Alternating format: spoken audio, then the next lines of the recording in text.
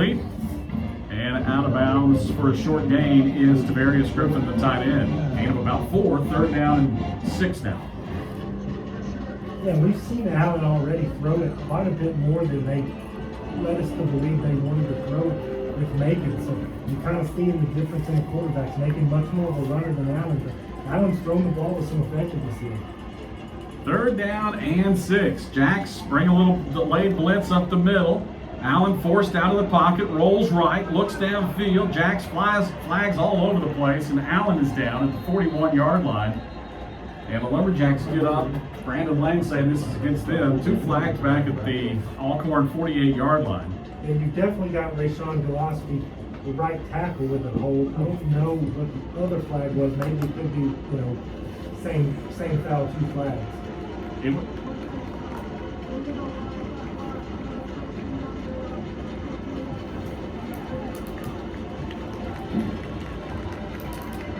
It was going to be 4th and about 3 or 4.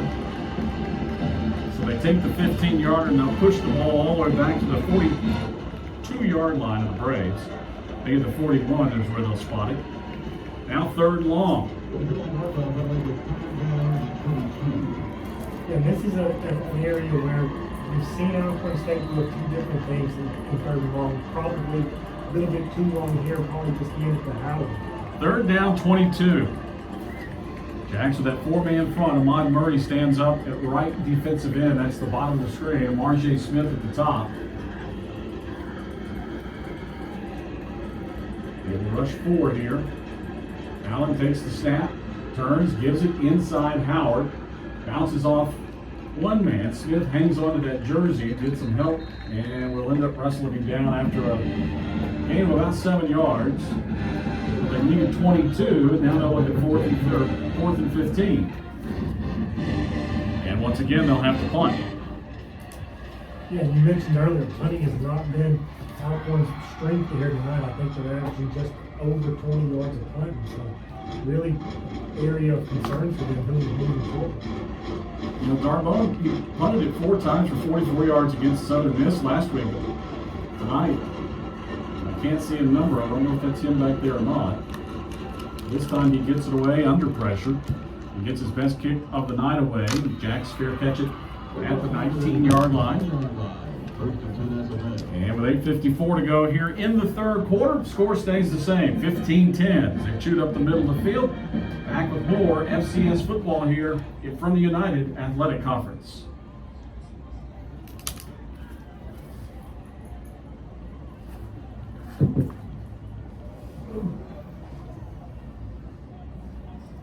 Minutes. Ladies and gentlemen, please turn your attention to the field where Athletic Director Ryan Hardy is joined by today's Handle Hero. At the 25-yard line, director attention there with us today is Dr. Joyce Johnston from the College of Liberal and Applied Arts. Dr. Johnston is being recognized today due to her extraordinary contributions to our athletic department and the academic journey of countless student athletes. 90 seconds. Ladies and gentlemen, please give it up for Dr. Johnston, our Handle Hero. Alright, let's see what we're gonna have so far. Right. And about. Let me get some offense going.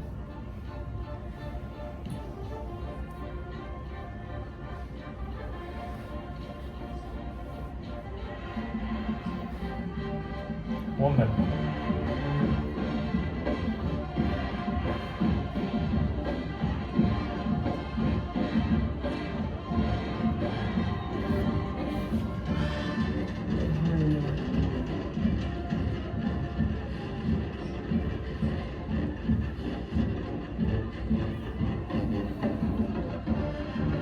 .854 to go 3rd, 15-10. Lumberjacks lead it.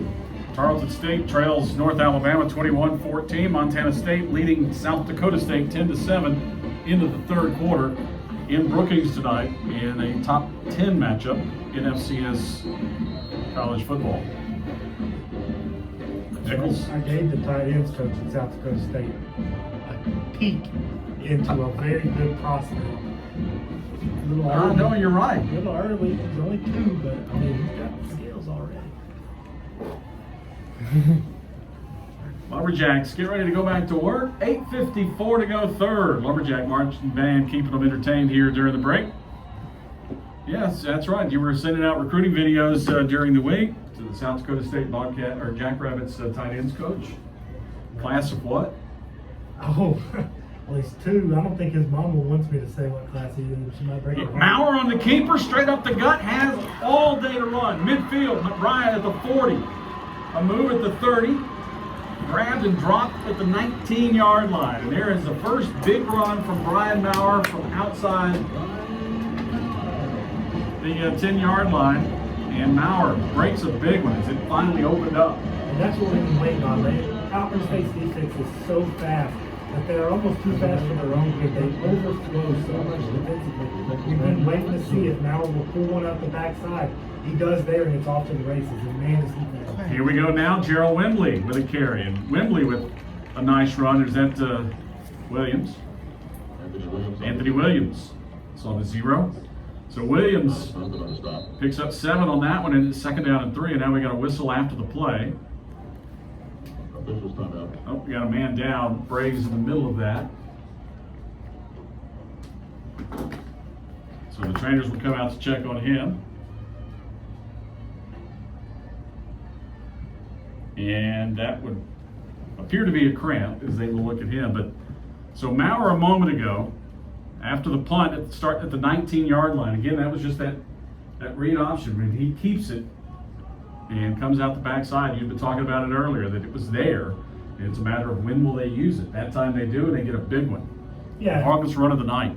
Every offense in today's college football, or I shouldn't say every, but most offenses in today's college football have the read option built into it. If they're not blocking that backside end anymore, it's kind of a wasted effort. Just put a guy on him. So you know it's there, you know it's available for him to do, and you watch this Alcorn State defense and all their speed kind of overflowing all night, and you're thinking, this guy's gonna pull it, and he's athletic. We've seen him run one in already from a short yardage situation, but you can tell by his size and speed that he has the ability to do that right there. Maurer with a 63-yard run on that one. He's got 4 carries for a total of 61 now and the 1 touchdown. Wembley with 11 carries for a net of 27 yards. Anthony Williams, who had that last one, for 7. That was his longest run of the night. He's carried it 3 times for a total of 8 yards. Yeah, really not a ton of success for the Lumberjacks running the ball until that big run by Maurer. You know, Alcorn State's had quite a bit more success on the ground. Yeah, I mean, when you look at it now, that was their and the Lumberjacks now have rushed it a total of 18 times. Right. 18 carries for 96 yards, averaging 5.3 yards a carry. Braves have rushed it 26 times for 124 yards. They're averaging 4.8. But You need to be careful. so while you think that they've done a better job of running the football, they've been committed to it. I mean, that's who they are. Yeah, that is exactly right. That's who they are. That's what they're going to do. You're not going to force them to play a game that they don't want to play. SFA, they're a little bit more multiple. They don't mind throwing the ball, especially in certain situations that maybe you force them into. So, again, like you say, that SFA hasn't really been as committed to the run game, but they also haven't necessarily had to be.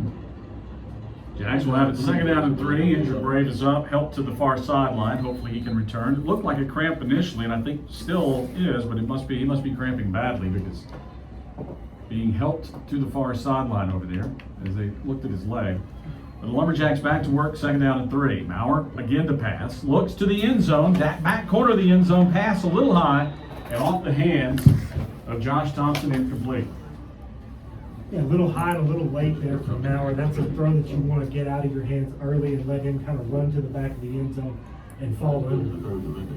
But the good thing, Maurer puts it where if Josh isn't going to get it, nobody is. Absolutely. After 2 interceptions tonight, you really want him to be a little bit more conservative, especially down here in the red zone when you know you've got points in your hand. 3rd down and 3. Williams, the big back, breaks through down to the 5. Anthony Williams picks up the 1st down. Lumberjacks will have it 1st and goal now at the 5-yard line. And this is where Maurer earlier ran one in. Probably going to see the same thing. They're bringing in another tight end. He's a big kid that's probably going to do something like quarterback power. 1st and goal at the 5. 7:26 to go 3rd. As that 2nd tight end coming in for the Lumberjacks is Connor Mullins. 6 foot, 250 pounder out of Hurst. Transfer from Mary Hardin Baylor. He will line up wing left. Keyshawn Williams, the tight end, to the right. Tailback to the right. Williams picking his way forward, falls forward down to about the 4. Only 1 on that one. They get a good job of just kind of submarining underneath that from the safety. And making the play, that was actually Jeffrey McKelton making the play for Alcorn. 2nd and goal now, just inside there at the 5-yard line. He had a good job up front. Sometimes playing that defensive line position, the best thing you can do is just make a pile. And that's exactly what they did, and allow those secondary guys to come in and make the tackle. 2nd and goal at the 5-yard line. Snap back, play action, rolling right. Maurer dumps it toward Keyshawn Williams, who gets hit in the teeth at the 4-yard line, incomplete. I think Keyshawn gets up, is it? I think it went off of Keyshawn's hands. And Williams gets up. Yep, it is. The deflected pass. Alcorn with another turnover, the 3rd pick of the night. This one coming at the 3-yard line. And that's Keyshawn Jones. He's a nose tackle. I don't know that I've ever seen a nose tackle make an interception. He's just kind of trailing Keyshawn out there. Tip ball, it's anybody's ball, and he goes and gets it. But a bad mistake there from SFA. Brian Maurer, #1 golden rule of quarterbacks: never throw it across your body. He does that there. You've got points in hand, and you give them away, and Alcorn State has a chance to really capitalize and turn this game around. No scoring so far in the 3rd quarter, 15-10. Lumberjacks with the lead. That's what they had at the half. Braves now pinned inside their own 5. Again, they've been committed to the ground game. 26 carries, 124 yards. I suspect we see it coming out. And there's the 1st down carry. Jack stacking up, spinning back. And they're going to mark forward progress to the 1-yard line. And I think that was Ahmad Murray leading the charge. Yeah, the 2 that I saw on it was Ahmad Murray and Luke Watson. They've both been in the backfield all night. I think they're going to give them forward progress to maybe the 1-yard line. Yep, but that's still a loss of a couple. And the tight end, Tavarius Griffin, is slow to get up. He is up, but he'll come out. Clock running, play clock. They've not wound it. It's at 25, so they let the injured player off, and now they'll wind the play clock. And the Braves look at 2nd down and 12. Ball at their own 1. See if the Jacks bring pressure. Everybody looks to the sideline to get the play call. Aaron Allen, the quarterback, takes the snap, turns in the end zone. Jacks, I think they just get it out. They get it back to the line of scrimmage. Lumberjacks coming hard downhill defensively, and will hold them to no gain. 3rd and 11 or 12 from the 1. Yeah, pretty heads-up play by Howard. I think he kind of stuck the ball out. Yep. And they gave the ball forward progress at about, can't be what, the half-yard line maybe? Maybe. As Jimmy Buffett said, you couldn't put a pencil-thin mustache between that ball and the goal. Xavier Potts in there helping fill up the middle of that and see if the Lumberjacks defensively can do this one more time. 3rd down and 11. We'll talk more about that fine line between Saturday night and Sunday morning. We experienced it last week coming home. 3rd down, they want to pass out of the end zone. Aaron Allen goes up top downfield. Lumberjacks break it up, incomplete. And again, good coverage over there by the Lumberjacks, Bruce Harmon. Running step for step with the intended receiver. Yeah, and at some point you just want to tell opposing teams, number 4 is out there, don't throw it, we have no chance. I mean, he's been targeted, I think, 8 times this season so far, he hasn't allowed us to do that. So while the offense gives it to the Braves, the defense comes out, does their job. They force a 3 and out. And now if you're Alcorn, you got to be a bit nervous. Now you're punting on a short punt formation. You got 11 yards to work with here as their punter's standing with his heels on the back line. And a high snap could be a safety here. Jackson blocked 1 already tonight. They've got 10 on the line of scrimmage. Now they fall off. High short kick, and now a safety. He stepped out of the end zone. The punter stepped out of the end zone. That's a safety.